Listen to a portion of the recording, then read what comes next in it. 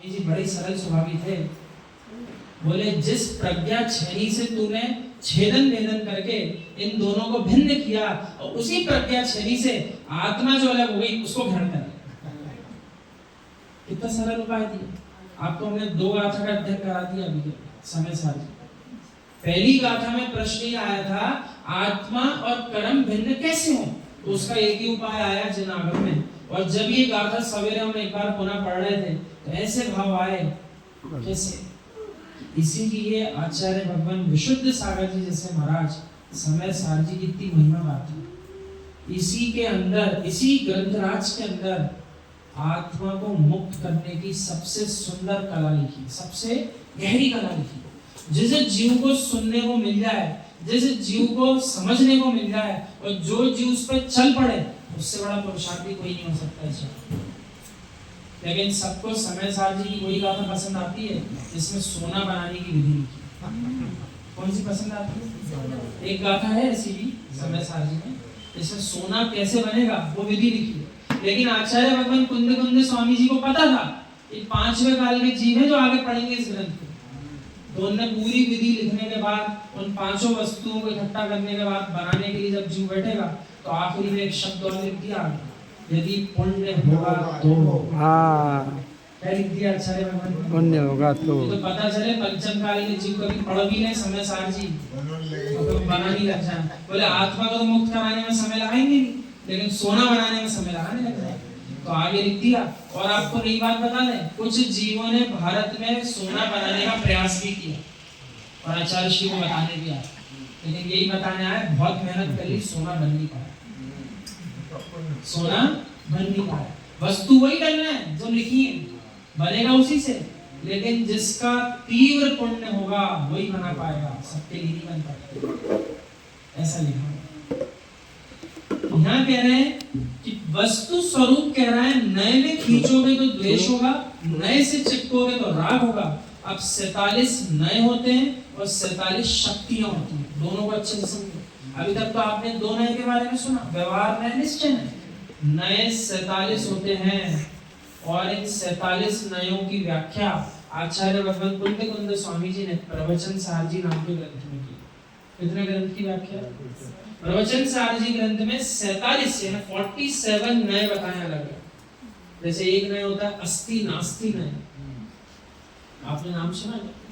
दोनों का अलग अलग नाम तो सुना लेकिन अस्ति नास्ति नए नाम नहीं सुना।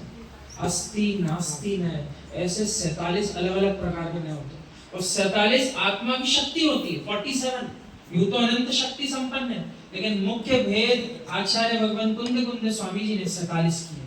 उसकी व्याख्या समय सार जी ने भी आत्मख्याति टीका में अमृतचंद स्वामी जी ने की। तो जिन जीवों ने कदाचित समय सार जी का अध्ययन कर भी लिया हो तो ऐसा ना माने कि हमने संपूर्ण अध्यात्म का अध्ययन कर लिया। उसके बाद आचार्य अमृतचंद स्वामी जी की आपको ये टीकाएं भी अध्ययन करना पड़ेगा जिसमें अध्यात्म अमृत कलश यानी टीका करने के बाद सरलीकरण करने के बाद भी मन नहीं भरा जब आगे आने वाले आचार्यों का तो उन्होंने उसके ऊपर टीकाएं भी लिखी थी। और टीका लिखी तो उसके बाद और उनका ऐसा हुआ भाव तो आगे चल के कुछ पूर्वाचार्यों ने कलश लिख दिए। क्या लिख दिए? कलश। उसी में से एक कलश है अध्यात्म अमृत कलश। कलश भी आप तो ऐसे समझो और सरल करते चले। तो मुख्य जो गाथाएं थी प्राकृत में थी, प्राकृत जीव को समझ में नहीं आती थी तो पूर्वाचार्यों ने टीकाएं करी, संस्कृत करा, संस्कृत से हिंदी करा। अभी भी जब उनको लगा इसके अंदर बहुत सार भरा है अब क्या करें तो आगे चल के जो और पूर्वाचार्य हुए अपने उन्होंने क्या करा, उन्होंने संस्कृत की टीकाओं को और सरल कर दिया। तो उसके ऊपर अध्यात्म अमृत कलश नाम का ग्रंथ यानी सरल इसलिए किया आगे आकर के जो भव्य जीव अपना कल्याण करना चाहेंगे उनको जो भाषा सरल है उस भाषा में समझ। आगम में एक स्थान पर आता है मिलेच्छ को मिलेच्छ की भाषा में समझाया जाता है। इतना कठोर शब्द भी लिखा है पूर्वाचार्य ने। क्या लिखा? मिलेच्छ को मिलेच्छ की भाषा में समझाया जाता है। क्यों? जिसकी जो भाषा है उसको उसी भाषा में समझ में आता है। आज तो बड़ी गजब की भी कुछ बातें सुनी। 10 प्रकार के सम्यक दर्शन में से 2 सम्यक दर्शन के बारे में क्षुल्लक ध्यान सागर महाराज जी बता रहे थे, ऐसे हैं कि कुछ ग्रंथों में ऐसा भी लिखा है पूर्वाचार्य कि जो मूढ़ जीव हो, वो जीव लिखा है, वहां पर ये भेद नहीं करा कि महाराज जी के लिए लिखा, कि माता जी के लिए लिखा, कि श्रावक श्राविका के, जो भी अल्पति हो, अल्प ज्ञानी हो, उनको इस प्रकार के गहरे सूत्र और सिद्धांत ग्रंथों का अध्ययन ना कराएं। क्यों लिखे गए जैनेन्द्र प्रभु ऐसा? क्योंकि उसका ज्ञान जिस प्रसंग को सुनकर के, जिन प्रसंगों को जानकर के सम्यक उत्पन्न कर सकता है, उसको उसी प्रकार का उपदेश दो। कैसा उपदेश दो? कुछ जीवों को आज्ञा सम्यक से सम्यक दर्शन हो, कुछ जीवों को उपदेश सम्यक से सम्यक दर्शन हो। कैसा? यानी जिन जीवों को प्रथमानी योग जी की जब पद्धतियां पढ़ाकर सुनाई जाएगी, किसी महान पुरुष की जीवन गाथा, तो उस जीवन गाथा को सुन के उसका इतना सरल परिणाम है, वो अपने परिणाम श्रद्धावान बना लेगा, उसको सम्यक दर्शन हो जाएगा। तो उसको बहुत कठिन सूत्र सुनाने की क्या आवश्यकता है, क्योंकि उसका ज्ञान कम है, बहुत गहरे सूत्र सुन भी लिए और कहीं पालन करने निकल पड़ा अकेले और गलत तरीके से विपरीत प्रकार से पालन कर लिया, तो बेचारा सम्यक के स्थान पर दुर्गति में चला गया।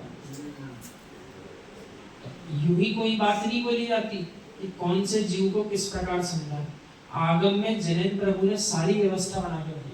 सम्यक दर्शन कितने प्रकार का आप सबने संगोष्ठी करी थी, कितने प्रकार का पढ़ा, सबने सुनाया था या खड़े हो कि सम्यक दर्शन कितने प्रकार का होता है, नाम भी बताए थे, अर्थ भी बताए थे, कितने प्रकार के सम्यक दर्शन उत्पत्ति है।